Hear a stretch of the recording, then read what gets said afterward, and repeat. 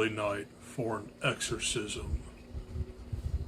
And I am the Crypt Keeper, and I'm back for one more video.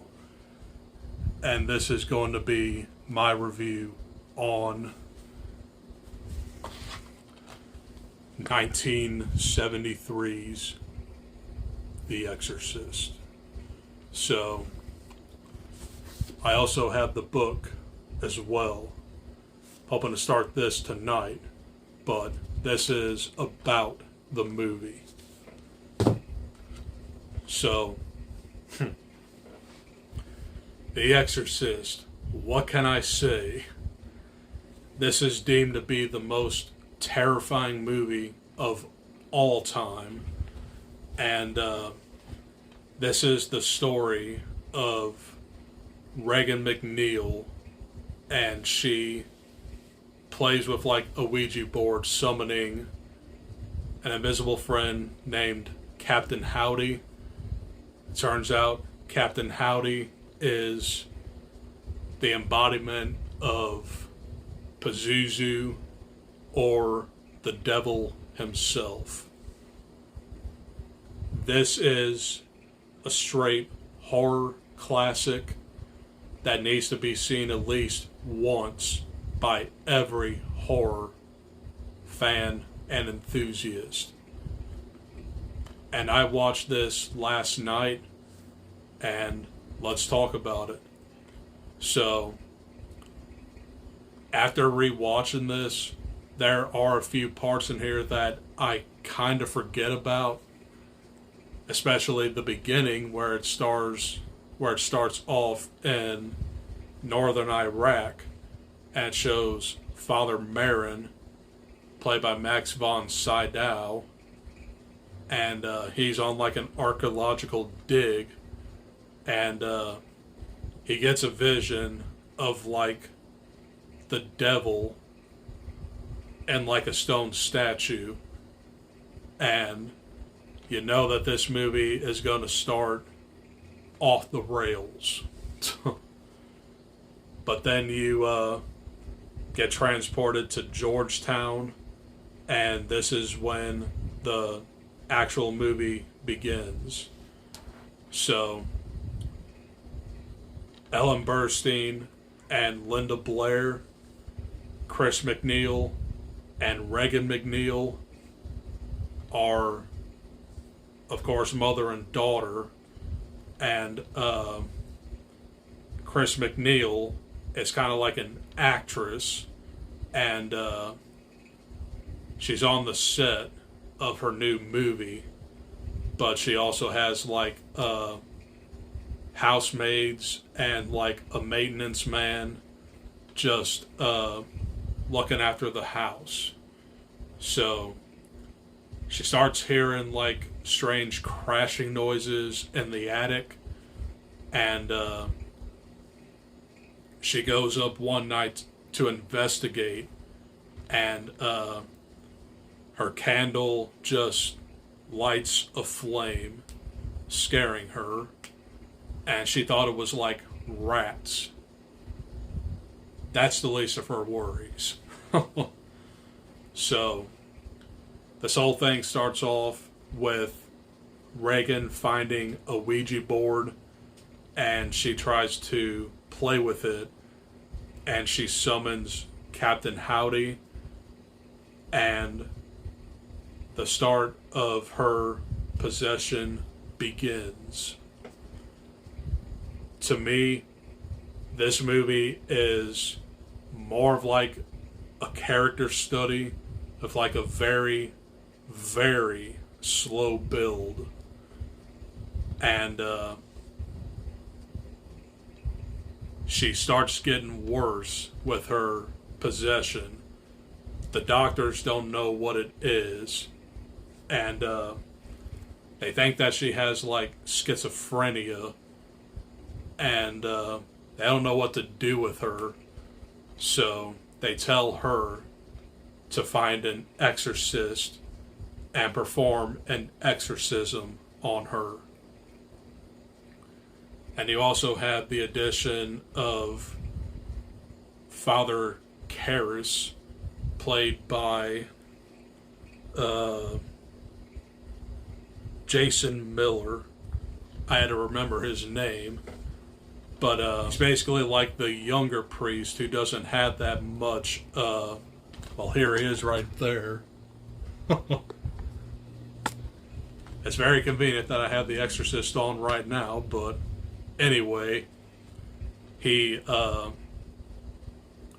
tries to find the approval to like perform this exorcism on Regan, but he has to like have help, and that's when Max von Sydow comes back in.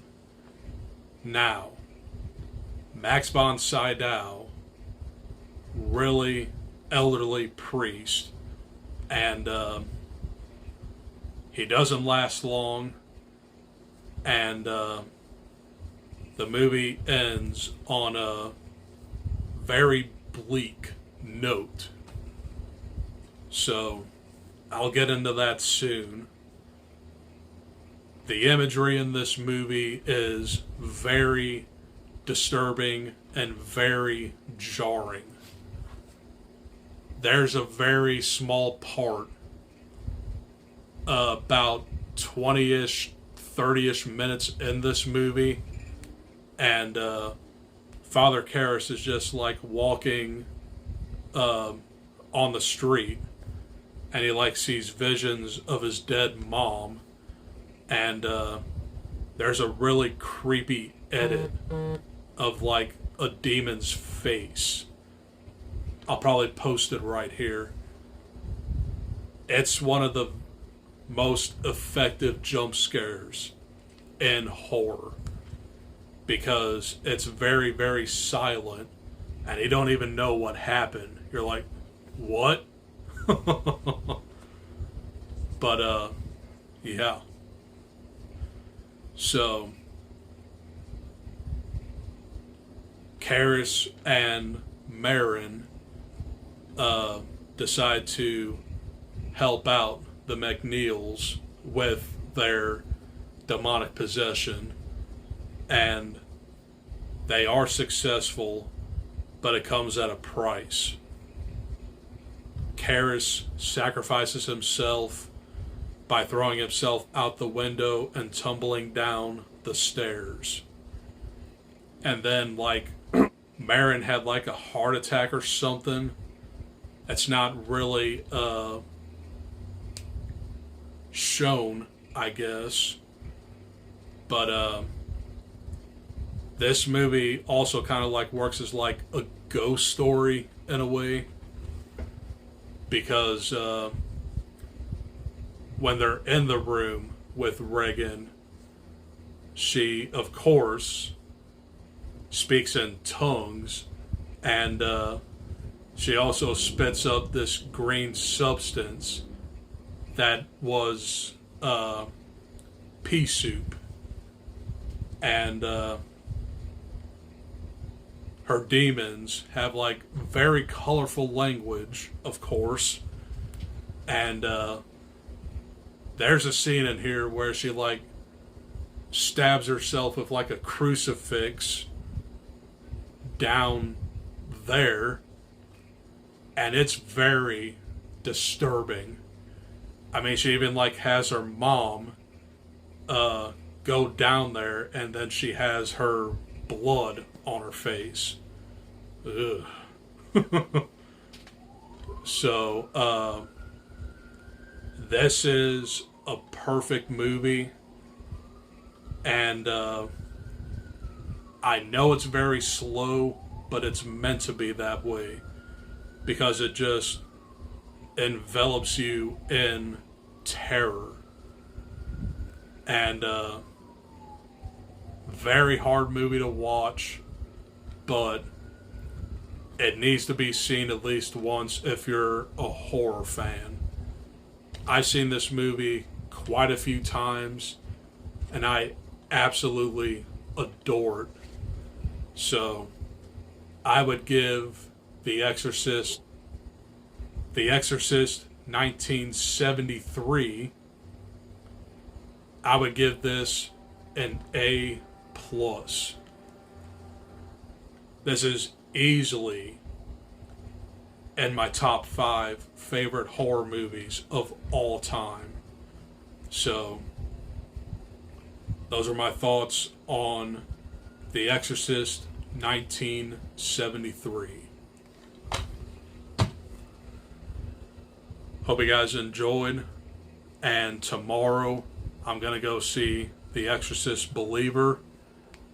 And I'm very skeptical, but I'm also very fascinated. But I'll have my review out for that tomorrow, so stay tuned for that. But otherwise, stay spooky and don't rotate your head around and spew green liquid. I'll come and find you and exorcise you. The power of Christ compels you. Adios. Peace.